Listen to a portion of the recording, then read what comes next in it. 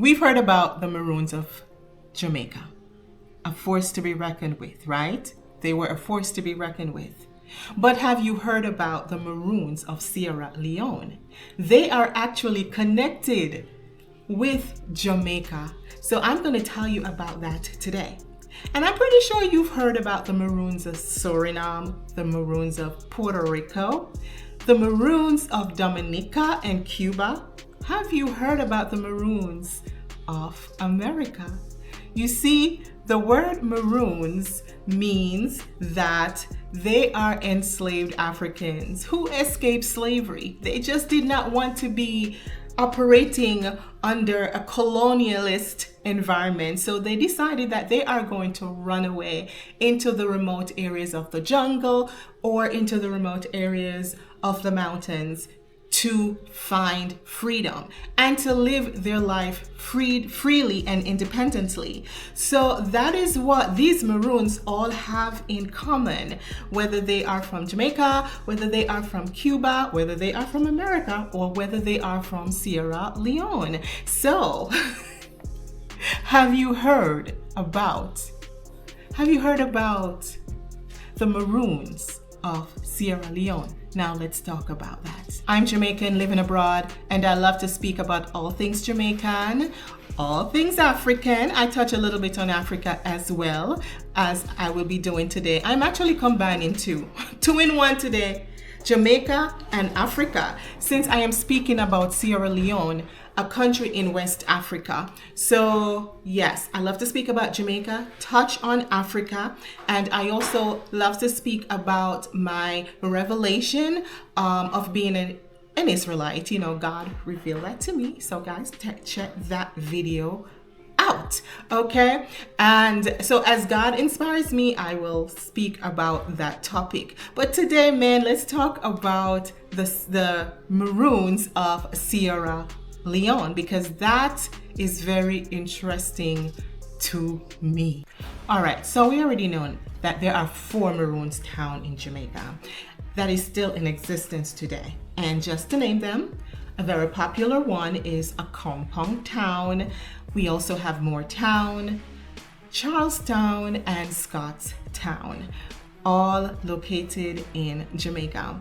So as I said, you know, these Maroons, they all have the same mission in mind, which is to live a life of freedom. They do not want to live into any form of colonialist type of environment. They want to be free. They don't want to be told when to wake up and when to go to bed, when to eat, when to go and fast. They want to be free, right? So these Maroons, they decided they are going to run off from the brutality of slavery into the jungle, into the mountains, the most remote areas where they can find, the most difficult areas for anybody to get to on foot. These Maroons, they decided to take on the challenge. They decided they are going to live in these very hard to get to environment.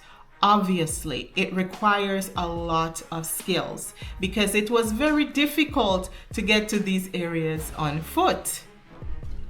So as I said before, the Maroons of Jamaica, they were the biggest threat to British colonists.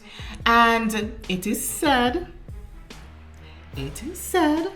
that they were being a little bit of a menace in society, okay? Because at nighttime, they will come on down and they would help themselves to the vegetations and whatever they can help themselves with. I heard they also destroy a few territories, you know?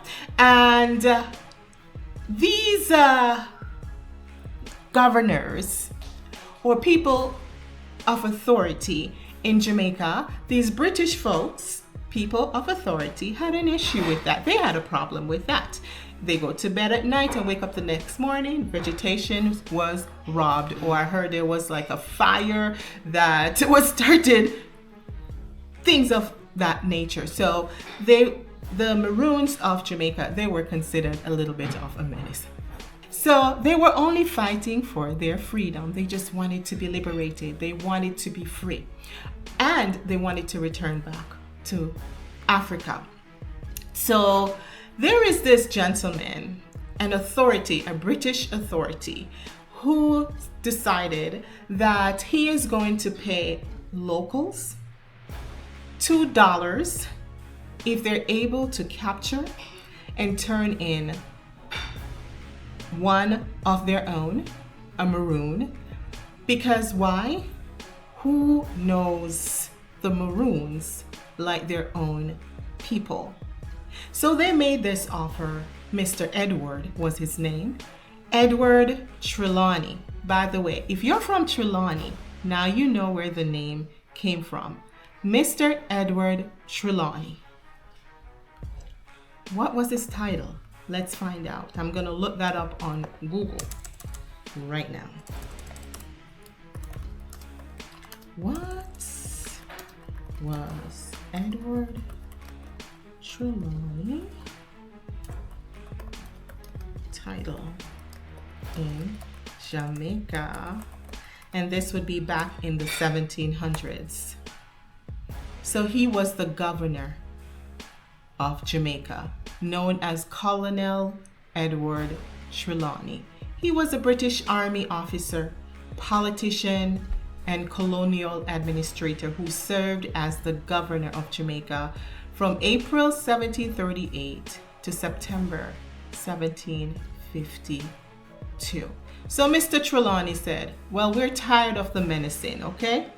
I'm going to pay your own people $2 to go out and capture these folks and turn them in. Not only are they getting $2, but they're getting the promise of land. But when you think about that, that sounds very, it's one of those things that is hard to turn down, right? If you're going to get $2 and land, it's hard to turn down. By the way, I look into it. The Jamaican dollar did not exist then. The Jamaican dollar existed in 1968. So where does this dollar come from? Well, back then they were using the Spanish dollar. So for every slave that turns in a maroon, they would receive 2 Spanish dollars and the promise of land. I'm pretty sure they look into it and they say, wait a second now, my life should be a lot better, because everybody's livelihood is found in the ownership of land and money. So they're using the same thing to capture us again, the same money to capture us again, because money is the root of all evil. Remember, we were sold into slavery, and now to capture us again, you know what? Let's pay some money. And there is always a few that is willing to do it. You know, there's always a few that is always in that desperate position, and they're willing to turn in a brother or a sister over money. A weakness then and a weakness now. We should never be too desperate where, you know, we have to turn each other in for things like that. So yeah, so they went on the job and they captured a few Maroons and turned them in.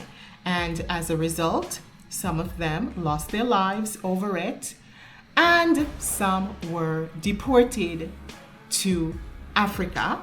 Some of them were deported to Sierra Leone. Some of them were also deported to Nova Scotia in Canada before they were then sent to Sierra Leone. And that is how Sierra Leone came into the picture, because they were actually enslaved African Jamaicans.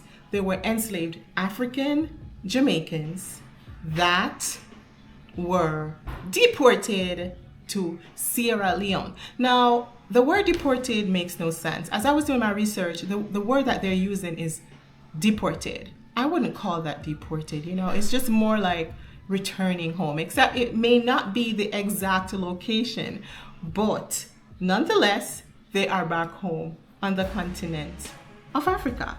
So that is how the connection between the Maroons of Sierra Leone and the Maroons of Jamaica came to be. So the Maroons of Jamaica now being deported to Sierra Leone. They got there, their livelihood improved. They were actually living a decent life. They had decent jobs. Things were going good for them until the Maroons of Canada, those that were sent to Nova Scotia, now were transitioned to Sierra Leone, and the jobs that were given to the Maroons of Jamaica were now being transitioned over to the Maroons of Nova Scotia. So the livelihood of the Maroons of Jamaica now changed back to becoming a desolate situation, and now they decided, well, you know what, if life is going to be horrendous, well, we might as well just return back home to Jamaica. Some of them got the opportunity to return back home. As a matter of fact, quite a few of them had to fight for their rights to return back to Jamaica, because at one point in time, they made it very complicated and difficult. They made it illegal for any Jamaican Maroon to return back to Jamaica. But eventually, they were granted that permission to return back home under the condition that they would have to pay their way to get back home. And they have to be able to sustain themselves when they get back to Jamaica. So out of, say for example, 600 plus Maroons, 200 or so would have migrated back to Jamaica, but yet we still have another 400 that remain. Now, a little trouble started, okay? Because not every Maroon were struggling. Not every Jamaican Maroon were struggling. So we had a few of them in very good position. They were owning lands, they were owning businesses. And then one of their worker, it is said that an Igbo man who was working for a Jamaican Maroon took the life of his boss. He took the life of his Jamaican Maroon boss, and the Maroon community, whether they were from Nova Scotia or whether they were from Jamaica or if they were from another Caribbean island, they all came together. They found this Igbo man and they took his life in the most horrendous way. Please look up the story. I do not want to talk about it. It is very ugly. So because of that, war broke out between the Igbo tribe and the Maroons of Jamaica, or the Maroons in Sierra Leone. So because of that, even more had to seek refuge elsewhere. They had to escape from trouble, really. So quite a few of them ended up leaving Sierra Leone and returning back to Jamaica. So as time progressed, those that remain integrated themselves into the Sierra Leonean community, starting new families, influencing the culture, influencing the music, influencing the language. One of the language actually that is spoken, which is a new language that was formed, is called Creole, K-R-I-O. K-R-I-O. So a new language that was formed. The music actually that derived out of the mix of Maroons from various countries, Jamaica, wherever they were sent from, to Freetown in Sierra Leone, they have come together and formed this amazing music called Gumbe. You should listen to it from time to time. That is G-U-M-B-E. When I listen to it, I can hear a little bit of calypso in it, a little bit of that reggae beat, even though reggae wasn't around back then, but it's that I don't know, the vibe of reggae is somehow in it, and also that African beat is there as well. It's called Gumbe, Gumbe. Check it out from time to time. So our Jamaican Maroons and all the other Maroons from various parts of the world entering into Freetown, Sierra Leone, a territory that was given to freed slaves, to establish their lives in Sierra Leone. They've all come together and they have influenced the culture of Sierra Leone in many, many ways. Today, there are descendants of these Maroons, especially the Maroons of Jamaica, and they will clearly tell you that their forefathers were Jamaicans. Their forefathers were freed African slaves of Jamaica. So, our influence as Jamaicans are everywhere. Back then in the 1700s, even up until today, our influence are there. You would never have guessed that Jamaican blood or, the connection of Jamaica would be in Sierra Leone back in the 1700s, and it is still there today. But yes, it is. All right, guys, so this is my video for today. I hope you did find it very informative in one way or the other. Please go ahead, like, share, and subscribe to my channel, and I will see you in the next video. Bye-bye.